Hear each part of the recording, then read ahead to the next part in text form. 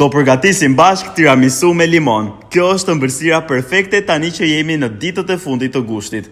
Është kremoze, është freskuese, fiks ajo që na duhet në këto ditë të nxehta. Si në pamje, po ashtu edhe në shije, kjo ëmbëlsirë i ka të gjitha të mirat.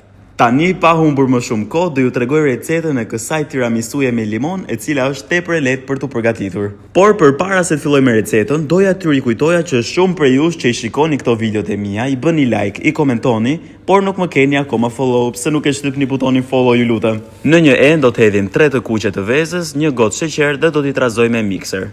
Pasi t'i kemi trazuar mirë, do shtojmë dhe 250 gram mascarpone. Në një enë tjetër do të përzjej me mikser të bardhat e vezës derisa të bëhen kështu.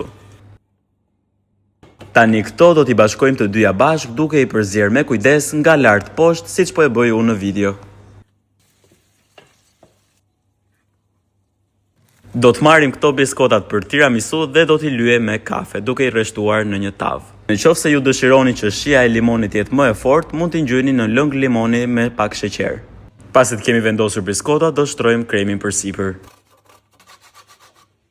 Vendosim edhe një shtresë me biskota dhe krem përsipër.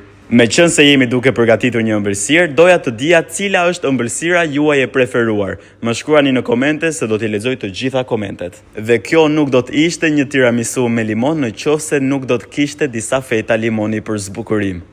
Nëse ka një njeri në familjen time që i ka shumë qef limonat, është mami im dhe jam i sigurt që kjo do jetë ëmbëlsira e saj e preferuar. E mira do ishte që ta vendosja këtë tiramisu në frigorifer për gjithë natën dhe të nesmen ta konsumoja, mirë po mua nuk po më pritej. Uroj shumë që ta provoni dhe ju këtë recetë sepse doli vërtet shumë e mirë, bashkë do të shihemi në videon tjetër. Ciao!